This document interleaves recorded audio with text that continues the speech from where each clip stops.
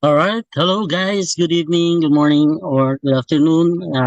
Dito po sa ating Zoom presentation, you will discover how to accumulate SL coin to build generational wealth while earning unlimited USDT. So yan po ang ating pag-uusapan for tonight. And sa mga manunood po ng video na ito, make sure to finish the presentation. At after the presentation, ay contact the person na nag-share sa inyo ng video na ito. Alright? So before we start, isang disclaimer lang po na ito pong ating pag-uusapan is for your reference only. So always do your own research and this is not financial advice. So the purpose of providing information po ay regarding sa mining and purchasing SL coin. At yung SL coin po na pag-usapan po natin ay hindi security or investment na magbibigay sa inyo ng daily passive income. Alright? So we're not talking about securities. Make sure to do your own research. Visit nyo po yung mga website nila, yung saseul.com at yung doc.saseul.com at yung website ng developer. Alright? So, lahat naman po tayo, I'm sure na-miss nyo yung Bitcoin at si Ethereum at right now, ang price ni Bitcoin ay malapit na niyang basagin yung all-time high, no? Nasa 63,000 na po today ang isang Bitcoin at si Ethereum nasa 3,000 plus. Sila po yung first and the second generation blockchain. So, ngayon po, ang pag-usapan natin is the third generation blockchain na Saseul. So, sino po ba si Saseul o what is Saseul blockchain? Pag-usapan po muna natin ang blockchain evolution na pinasimulan ni Bitcoin. Siya ang first generation, of course, dahil siya ang nagsimula. At inintroduce po niya sa atin ang blockchain technology and the concept of decentralization. Then, after 7 years, ay lumabas si Ethereum 2015 kung saan naman inintroduce po sa atin ni Ethereum yung evolution niya about smart contract. So, pwede na maglagay ng programs sa blockchain, kaya napakaraming mga token, mga decentralized application, and other use case ng blockchain. So, hindi na lang siya naging cryptocurrency. But since then, marami nang lumabas na similar blockchain technologies after Ethereum, pero ang ginagamit po nila is yung second generation blockchain, which is the Ethereum Virtual Machine or EVM, at hindi po nila masolusyonan yung trilemma tinatawag sa blockchain. Right now, there are three problems na hindi masolusyonan all at once. Ito ay yung scalability, decentralization, and security. Dapat po sa isang blockchain, kumpleto po yan. Makikita po natin na ang Bitcoin ay nasa C-side dahil siya ay secured and decentralized pero hindi siya scalable. Like Ethereum, nasa C-side siya. So, yung iba naman, scalable and secured pero hindi sila decentralized. So, blockchain has lost its way dahil nag-focus na lang ang karamihan, ang halos lahat ng blockchain today sa cryptocurrency, sa kanilang coins, lowering the technical value of blockchain itself. And at the time na napakarami pong lumalabas na scam, na frauds, using blockchain technology, Saseul has developed to show the true value, the real value of blockchain. Sa pagbibigay po ng dividing the generations sa mga blockchain, hindi lang po speed or technological improvement. Dapat po may new value or new paradigm silang ino-offer like si Bitcoin at si Ethereum kung saan in-offer ni Bitcoin ang blockchain technology and decentralization. Si Ethereum naman ay ang smart contract or the EVM kung saan pwede na tayo maglagay ng mga program sa blockchain kaya nagsimula yung mga ERC20, yung mga token, mga DEX, mga DeFi, yan po yung resulta ng smart contract. And the third generation, si Saseul, ay in-introduce niya po sa atin yung universal computer. So ano po ba ang universal computer? At the world, alam naman natin, ay patuloy na nag-i-evolve at walang duda na tayo ay papunta sa tinatawag na metaverse or the virtual world. Yung mga companies na nag-develop like Unreal Engine ay kinukumpleto na itong mga technologies. These are the technology that create the virtual background sa virtual space. And yung mga AI din ay nakakausap na natin na tulad ng uh, humans, ano, nagsi-self-learn na sila. And Sasul, and at this time, wala pong technology that can handle all the transaction of the virtual world and in charge of recording the activities of the entire human race. Again, at this time, wala pa pong technology na pwedeng mag-handle ng all the transaction na mangyayari sa virtual world and in charge para i-record po lahat ng activities yung database of the entire human race. And ang metaverse po, ang totoong metaverse like reality, ay it will accumulate napakalaking enormous amount of data and requires a large-scale computing power to process everything in the metaverse in a way that it cannot be forged or altered. Again, Sasul is a technology that can connect computer resources around the world so that they can be used as a single computer. This is what we call universal computing. Yan po si Sasul. And right now, these are the virtual technologies na didevelop ng iba't ibang company like BCI. This is the brain-computer interface or the bridge between the virtual world and the real world. This is currently under research by Meta. And yung Baby X is an AI avatars that can learn, interpret, and interact with the world around them in a way that humans do. Ito ay under research by Human OS or Soul Machines. And ang Unreal Graphic, ito po yung technology which create the virtual world background which is under research by Unreal Engine. No? Makikita po natin itong mga background na ito sa mga games, sa mga bata which is napakaganda na po ng kanilang virtual background. And combine all these technologies will complete the metaverse. Of course, the third generation blockchain is the technology needed to make the metaverse a reality. So si Sasul po is the only blockchain technology that can make the metaverse a reality. So ang tatawag ko sa kanya ay siya ang hyper-connected database. So si Sasul po is the best technology kung ang pag-uusapan po natin ay tungkol sa computers or PC. Ang dominant OS or operating system ay Windows, tama? Pagdating naman po sa mga smartphone or cellphones, ang dominant OS ay Android. Now, pagdating naman po sa blockchain, ang magiging dominant operating system OS is Sasul, blockchain engine. So yan po, ganyan lang po kasimple. And right now, Sasul has been developed by Lee Jung-woo. So si Lee Jung-woo ang ng Artifriends. 7 years na po itong dinevelop since 2017. And nag-develop po siya ng makabagong pamamaraan ng pag-store ng data sa blockchain. And this allows all types of digital files such as images, videos, documents, and contracts and applications. So, hindi na lang transactions ang nare-record, pati na mga videos.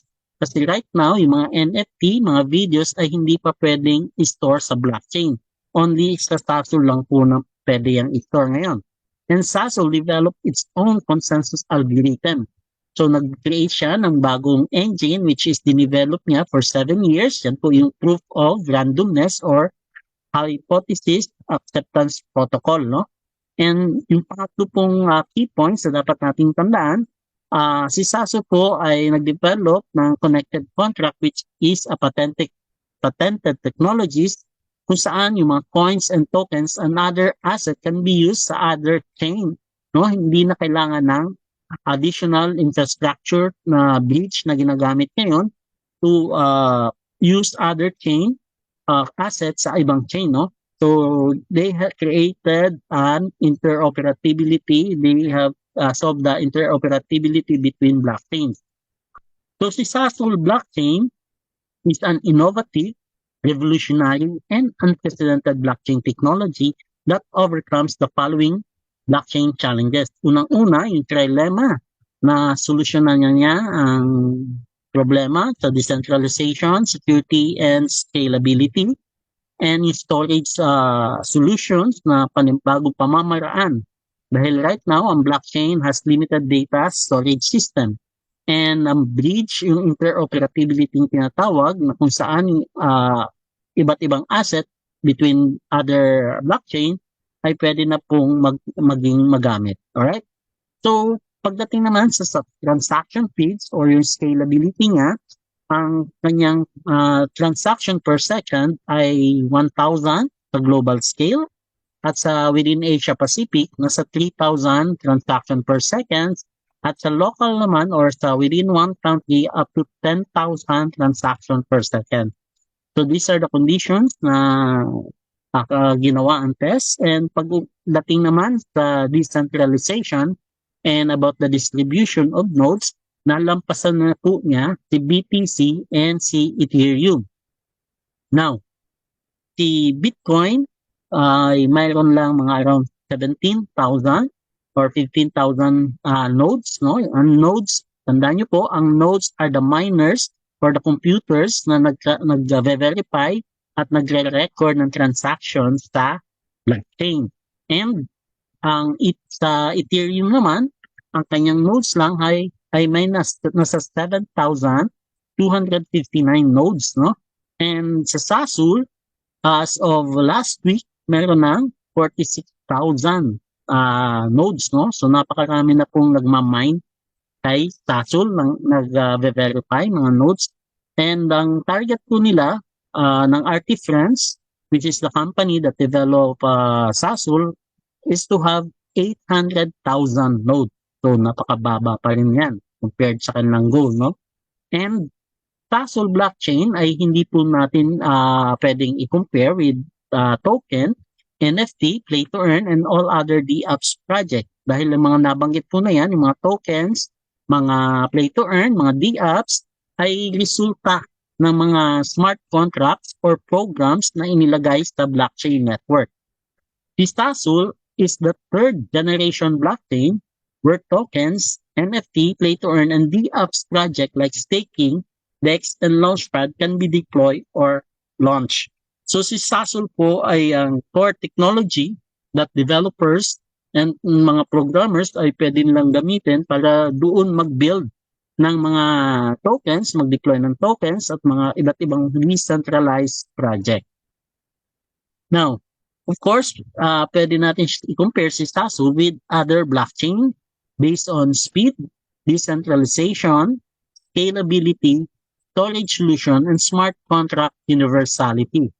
So si Saseul po ay almost 90% na yung shaded part compared with Hyperledger, Ethereum, Bitcoin, EOS, and Ergo. So with this one-page comparison, makikita nyo po yung shaded part ay napakalayo ng advancement ni Saseul blockchain with other blockchain. Ano? And right now, Saseul, dahil nga na-overcome ni Saseul ang trilemma tinatawag sa blockchain, this open up the golden age of blockchain. Ano po ba pag tinabi nating golden age, ito na yung simula kung saan the full potential ng era or the evolution ay magsisimula to the full-blown na po, no? So dahil siya ang most advanced blockchain technology and may sarili siyang proprietary engine technology and he broke away from Saseul or Ethereum technology monopoly. Dahil right now, karamihan po ng mga blockchain ay fork or engine ni Ethereum ang ginagamit or consensus ni Ethereum and nag-create siya ng progressive technology. Ito ay progressive technology. Ibig sabihin, maaari pa nilang i-enhance ang technology and this is the future technology that is already been completed. So, ang pinag-uusapan po natin na blockchain ay hindi po nasa drawing board. Working na siya for almost 2 years. This coming May, 2 years na po yung mainnet, no? At meron na siyang, nakita natin ngayon na 46,000 nodes, almost 50,000 nodes. And ito ang developer, si Lee Jung-woo from Korea. He is a Kai's genius. And he established Artifriends noong 2016 na siyang company nagsimula ng development ng Saseul. Saseul started its development noong 2017 and Artifriends ay nag-participate sa iba't ibang conference kahit sa US, sa Blockchain Consortium, and nag-start ng mainnet noong May 2022. Alright? So, dineploy nila yung mainnet ng blockchain ng Saseul noong May 2022. Kaya magto 2 years na. So, right now, ang dinedevelop na lang is the Saseul ecosystem. So, ano po ba itong ecosystem na tatawag?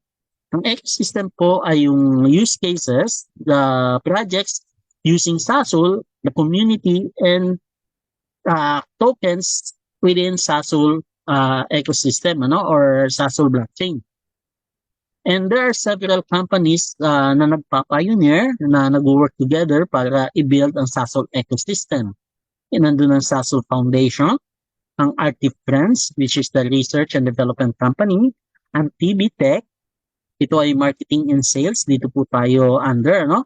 And K-Block and MileServe, and of course, yung main company na the first mover or siyang main na company na nagde-develop talaga sa business and the ecosystem sa Saseul. So, Labs, ang company na yon is a blood-shared first mover in Saseul blockchain. Why?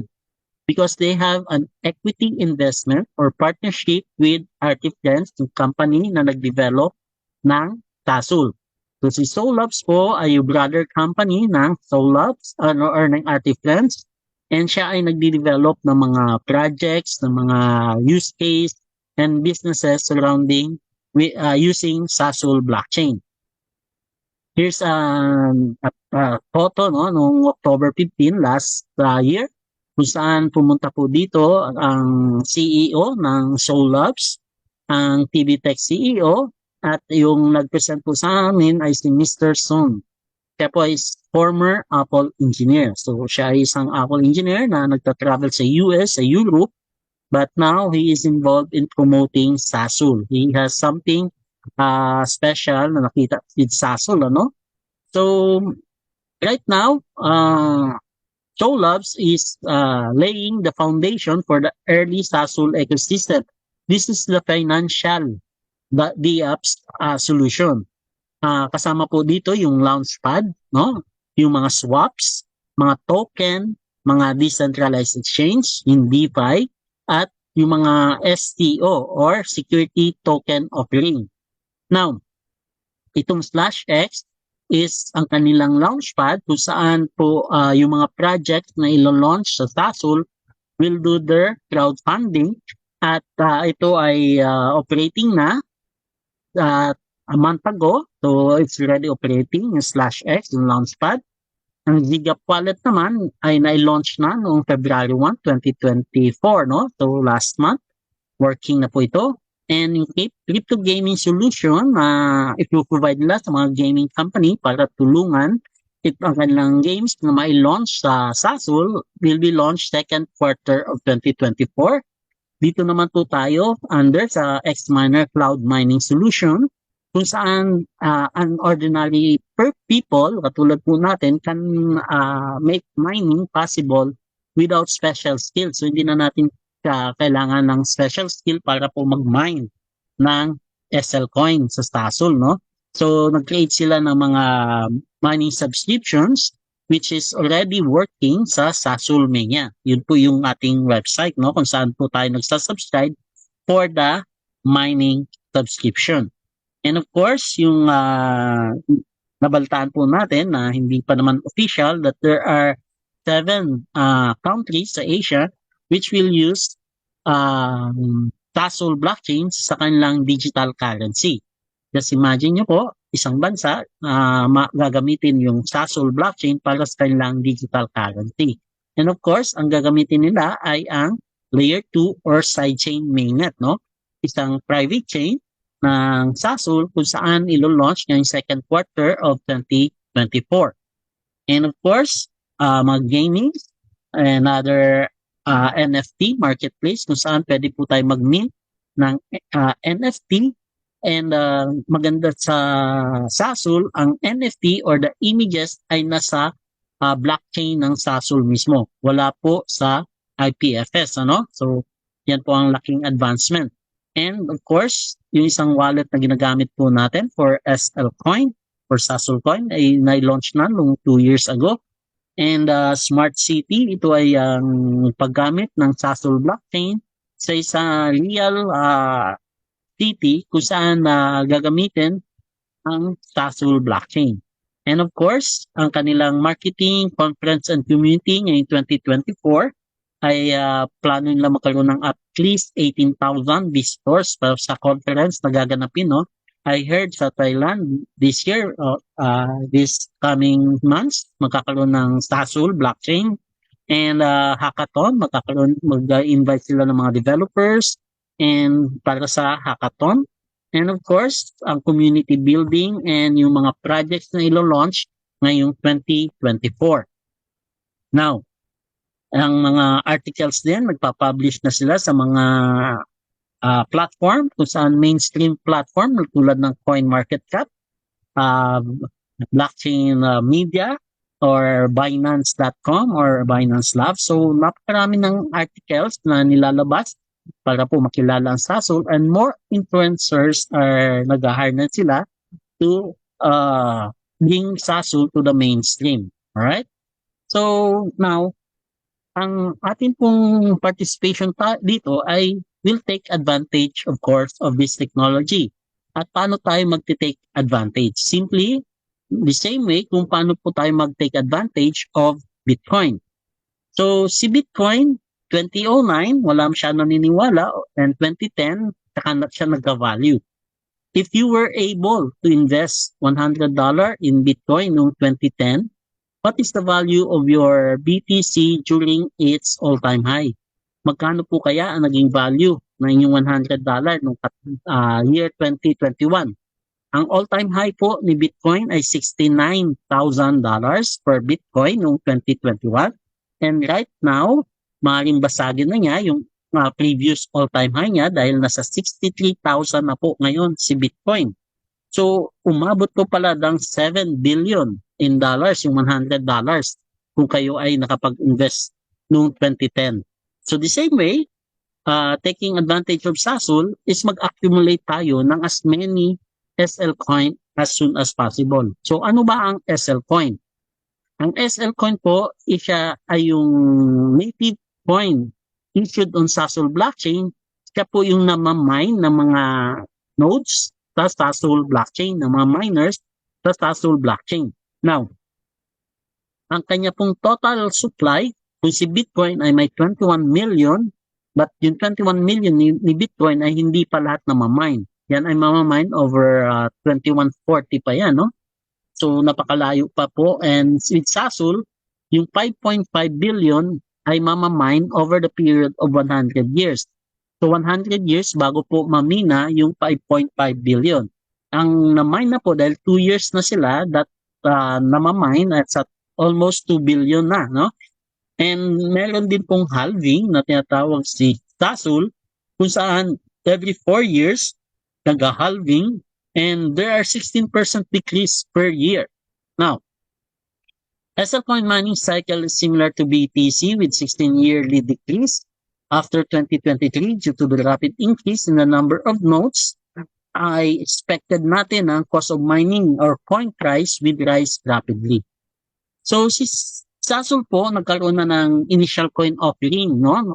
Dun sa /X sa Launchpad. So last month, nagkaroon ng initial coin offering na ang value po ng bawat SL coin ay 0.1 per SL coin. Yan ay sold out agad under 3 hours. So ang inaantay na lang po natin ay listing, no?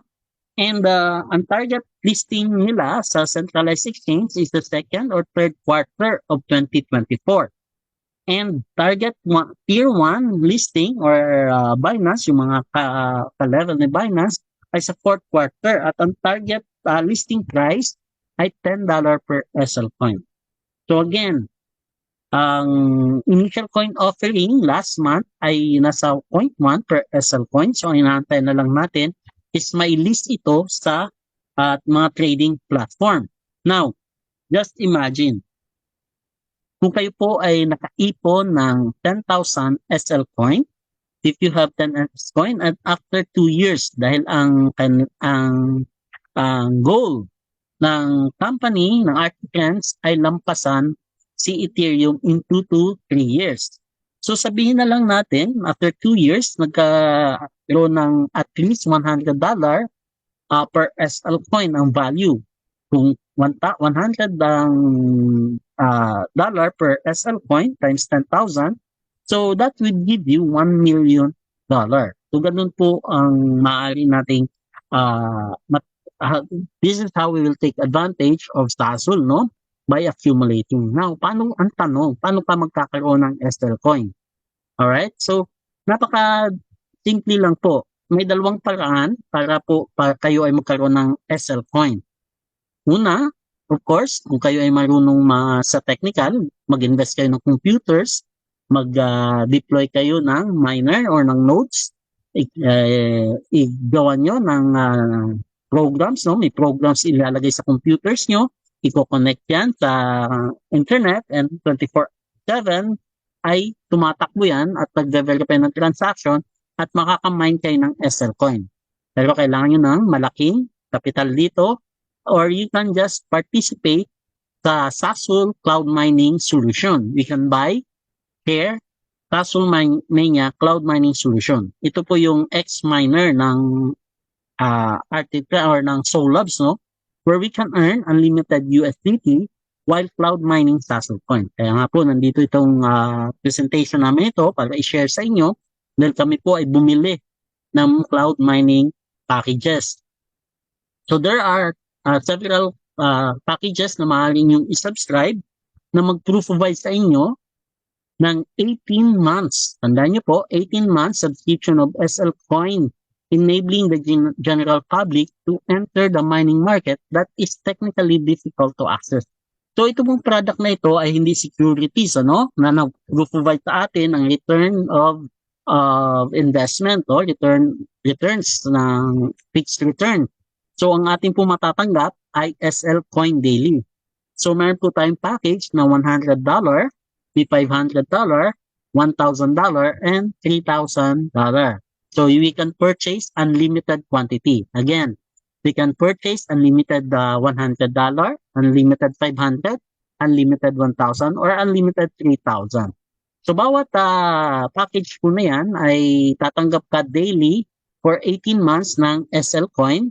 And ang other benefits po, pwede tayo makatanggap ng airdrops at pwede tayong kumita sa sales reward if you would share these solutions sa ibang tao. Pwede po kayong kumita up to 300% nung inyong package, no?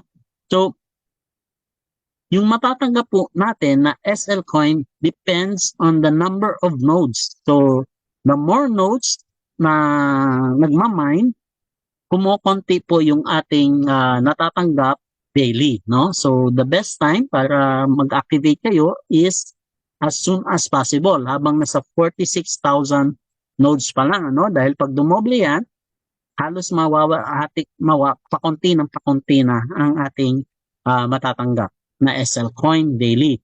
Now, yung income naman po natin, assuming kayo ay sinare nyo ito sa inyong kaibigan at nag-purchase ng activation or cloud mining package, kayo ay tatanggap ng 10% commission sa bawat cloud mining na ibebenta nyo.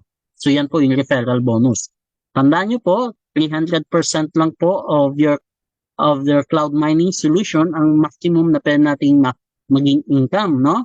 Sa $100, 10% yan ay $10. Kung ang na-invite nyo ay bumili ng 500 cloud mining, kayo ay may 50, 1,000 naman ay 100, sa 3,000 naman ay $300. Alright? Pagdating naman po sa pangalawang kitaan, ito po yung tinatawag nilang sponsorship bonus. Kung saan kikita po tayo ng 5%, 7%, 8%, or 10% on the binary. So, ito po ay binary, no? Bonus depending on your subscription package. Ang maganda po sa binary nila, wala pong maximum limit income per day.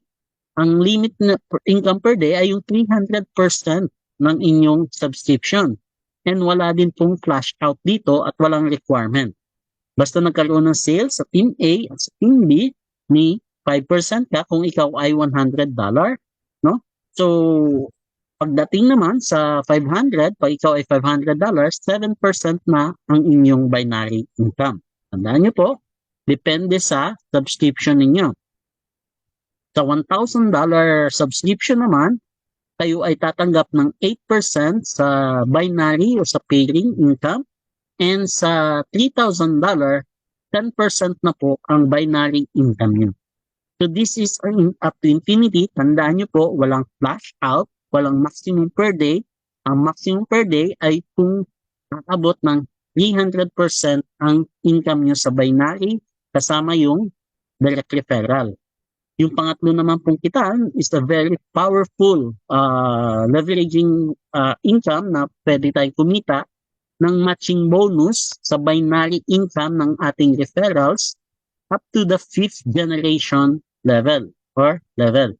Ibig sabihin, kung ang inyong referrals ay lahat yan ay nasa first level nyo, kung kayo ay may 5 referrals at kumikita sila sa binary at least ng 1,000, 30% po ng income nila sa binary ay inyong sponsorship match bonus. Ibig sabihin, pag inyong referrals ay kumita ng at least ng 1,000, may $300 kayo. Alright? Sa referrals naman ng ating referrals or sa second levels natin, 20% naman ang income natin sa binary income nila. Tandaan niyo po, ito ay yung binary income. Ano? And sa third level, may 10% tayo. And sa fourth level, 5%. And the fifth level. So this is a very powerful program na kung saan kikimikita tayo mula sa binary income ng ating referral. So kahit isang leg ka lang, kung may referral ka po dyan na nag-prepare, yan ay tatanggap kayo ng 30% sa kanilang binary income. So pagsasamahin po yan, yung referral bonus, sponsorship or binary or sponsorship match bonus, maximum na magiging income nyo po ay 300%. Ang kagandahan po niyan, before kayo mag 300%, mag-reactivate lang po kayo ng panibagong package para po lumaki yung 300% nyo at mag-continuous ang inyong income. Ibig sabihin, ang inyong referrals ay mag-repurchase again ng package, kayo ay kikita uli ng referral bonus, ng binary, at ng sponsorship match. So paulit-ulit po ang income natin dito sa ating referrals at sa mga taong papasok under our organization down to infinity. So yan po ang kagandahan ng ating marketing plan, no? And may pang-apat pa na hindi ito kasama sa 300%, yung ranking bonus. The ranking bonus is 5% po of the total sales of the company distributed monthly to those with 1 star to 5 star. So, hindi po kasama ito sa 300% na income limit. Para po maging 1 star, kailangan lang po natin 100,000 sales sa isang leg, sa small leg or the weak leg na tinatawag. Pag 2 star naman, kailangan natin ng 300,000 sales sa isang leg natin. And kung 1 star tayo, 40% ng 5% ay paghahatian lahat ng 1 star. Ito ay monthly minibigay. Kung kayo ay umabot sa 5 star, 5% ng 5% ng total sales ay sa inyo po mapupunta. Alright? So yan po ang ating compensation plan. 4 na way lang para kumita po tayo ng USDT. Again, ang ating pong product dito is the cloud mining solution kung saan tumatanggap tayo daily ng SL coin. Alright? So, just for review, ang kitaan po natin dito ay unang-una yung referral bonus, 10% ng kanilang package, at yung binary po natin or sponsorship bonus kung saan nakadepende sa ating package, pwedeng 5, 7, 8, or 10%. Ang maganda po dito, yung sponsorship match bonus, ibig sabihin, income ng ating referrals ay tatanggap tayo ng 30%, 20%, 10%, 5, and 3 up to the 5 generation, 5 levels, at yung ranking bonus. So yan po yung kitaan natin sa compensation plans if we share the opportunity sa ibang tao. And ito po yung isang screenshot kung saan noong January 18 sa $1,000 cloud mining, no? Ito ay sa 1,000 cloud mining package as of January 18, 2024. Ang natatanggap pa po nun sa 1,000 ay 108. But right now, dahil nga po dumoble halos ang number of nodes, more than nasa 2 SL, nasa 20 SL coin na lang po ang natatanggap ng bawat isa sa $1,000. Alright, so that's it for limited time promo. Yung mga mag-activate po, as long kayo ay kasama sa first 100 cloud miner, no, mag-activate, tatanggap kayo ng 3 SL coin. At yung sponsor naman will get 3 or 2 SL coin. Alright, so bakit po ba tayo mag-invest sa SL coin? Dahil na-miss na natin si Bitcoin na hindi na uli babalik.